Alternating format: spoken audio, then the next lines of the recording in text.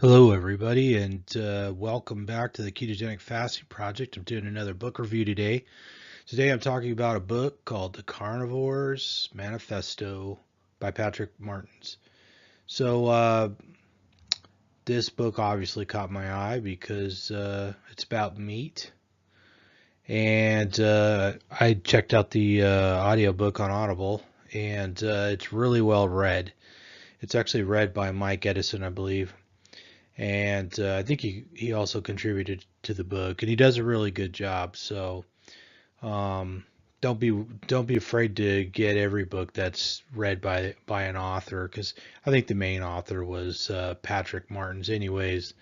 Not that it really matters, but Mike Edison does a good job. It's very entertaining. I actually listened to this book twice, and I enjoyed it even more the second time. It's got a lot of chapters, but they're quick chapters, and they're laid out really well. So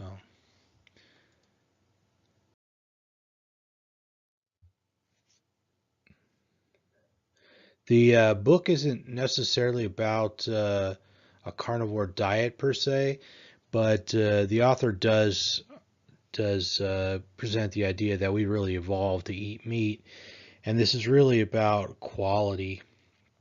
So it's about eating well. He talks about other food other than meat. And he talks about, responsible farming and wanting to undo a lot of the factory farming that, tends to yield a lower quality product, and the animals tend to have rough lives there. So that's really what the book is about. It's really about quality, if anything. If I was going to boil it down, it's about food quality. This is the tagline from Amazon here. I'll read it for those people who can't view. It says, "We've evolved as meat eaters," proclaims Patrick Martin, "and it's futile to deny it." I'm sure a lot of people in the carnivore world out there would be happy to hear somebody say that.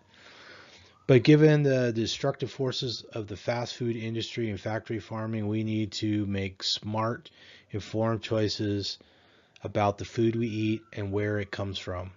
In 50 short chapters, Martin cuts through the organized zealotry and the misleading jargon of the food labeling to outline a realistic step for everyone can, I'm sorry, realistic steps everyone can take to be part of the sustainable food movement.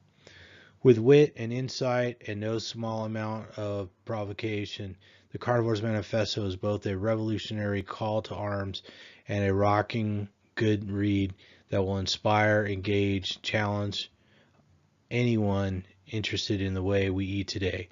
Patrick Martin's The Carnivores Manifesto: Eating Well, Eating Responsibly, and Eating Meat.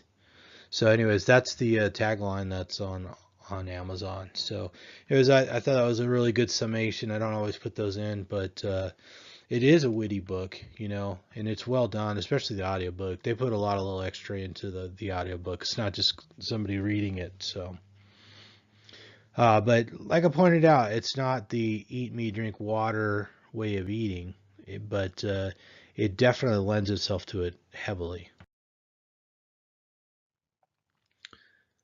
It's not a diet book, so just to make that clear, if you're looking for a book that's just about eating meat and drinking water, this is not the book for you per se. But if you're interested in information about meat, the meat industry, the food industry, even cheese, bagels, it talks about bagels because uh, I believe the author's from Brooklyn, and that's one thing they proclaim to be unique to their area. So um, he points out that there's places where you don't want to be trying to grow peaches in Brooklyn. I think was the point. You want to get your peaches from Georgia, so not everything is going to come from a local source. Sorry, I think there's a siren. All right. Anyways, so anyways, he makes some relevant points because there are a lot of food movements going on. People try to eat local and stuff like that, but it doesn't make sense to do it in every case.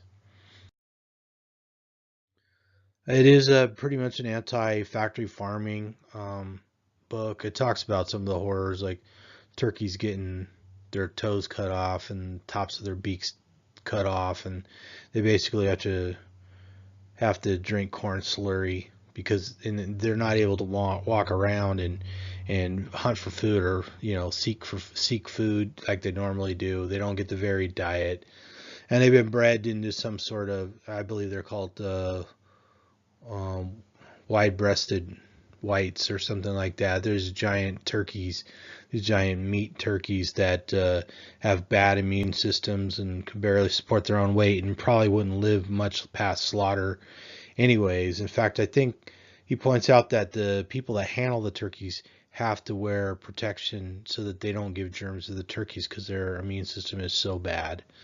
So a lot of these animals that are bred for factory farming are really kind of hideous, kind of hideous inventions. So a lot of the heritage breeds, are in danger because factory farming is kind of outsells everything. So, anyways, he talks a lot about how you can get better quality food from smaller farms, eat heritage breeds, and just food itself that's healthier, but primarily meat.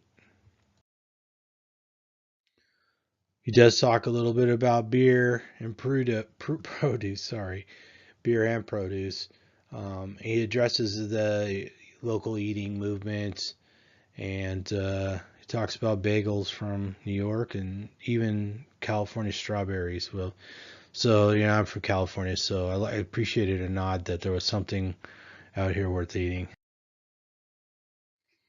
He makes a case for a $140 turkey, believe it or not.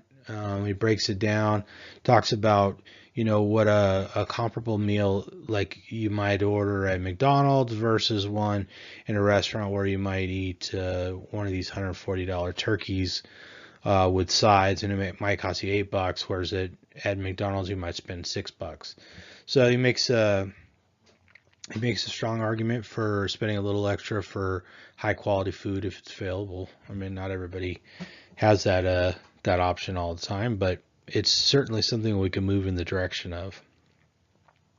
He talks about having a connection with his distributors, and he mentions that he happened to marry his cheesemonger, so he's a man who loves cheese, and I can respect that. He talks about building a business around meats. I believe the name of his company is Heritage Meats USA, and he did most of it on handshake deals in small orders, and then he goes on to explain eating the animals in season. He talked about when it's kind of ideal to eat different animals, and when he talks about individual animals, he has little voices he uses to impersonate the animals. So he has a cow voice and a goat voice and everything, and I thought it was all pretty clever and entertaining. So, but I learned a lot about the animals and when it makes sense to eat a different animals. And of course, most of us, we only eat chicken, pork, and beef, but I know a little bit more and more I see goat and stuff like that, and of course occasionally get lamb. I never understood why most of our lamb is imported, and I think a lot of the other lesser known meats are imported. They come all the way from, where I live. You see them; they're usually from New Zealand or something. But at the same time, I see goats and sheep walking around. I don't know why we don't eat more local meat like that. So that's maybe something I could do myself, or maybe someone else could do in their area. I know I drive past goats and sheep all the time. So, and where I live, there's a tremendous amount of different types of cattle. It's nothing to see longhorns and all kinds of other, Angus and stuff grazing. And there's a lot of dairies. All the dairies are getting ripped out, but you'll see quite a few dairy cows too where I live. So he gets into monoculture or agriculture, and I'm also gonna do a book report on another book that's similar in a way, and it's called the Vegetarian Myth, and it really gets into monoculture and agriculture and the loss of topsoil. So that'll be coming up next. But there's a strong case to be made that really the way to feed the world is to not have these big farms with rows of primarily corn, but also wheat and stuff like that, and soybeans, but to let them go back to prairies and pastures and savannas and wetlands and jungles and forests, and then let the herbivores munch away. That I think there's a lot of strong archaeological evidence, and of course, when you look at the stable isotope work that they've done on the fossils of our ancestors, it's pretty clear we mostly ate meat.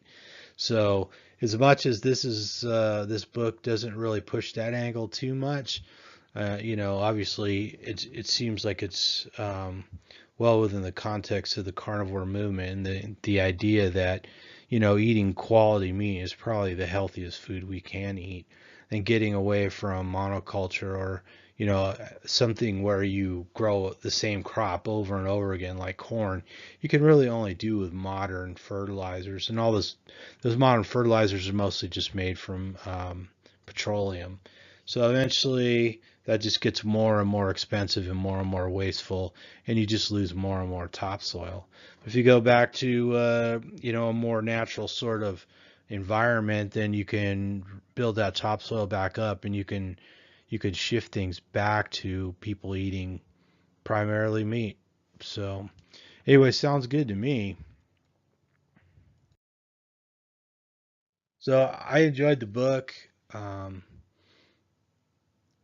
the concepts he's pushing are really something to work towards, whether it's buying higher quality meat and not the factory farm meat, or whether it's changing farming practices.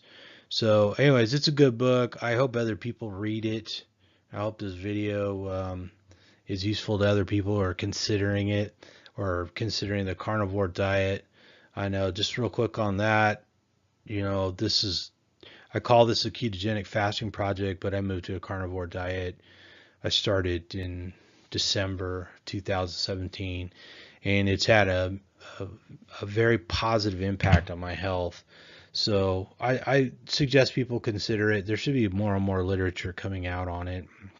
Certainly there's more and more people like myself. I had really bad arthritis. I had a lot of extra body fat. I had really bad psoriasis.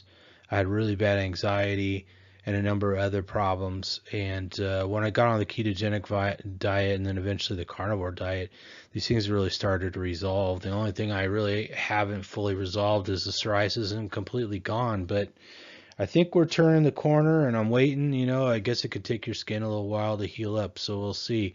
But the rest of the symptomology, I have a much greater cardiovascular capacity.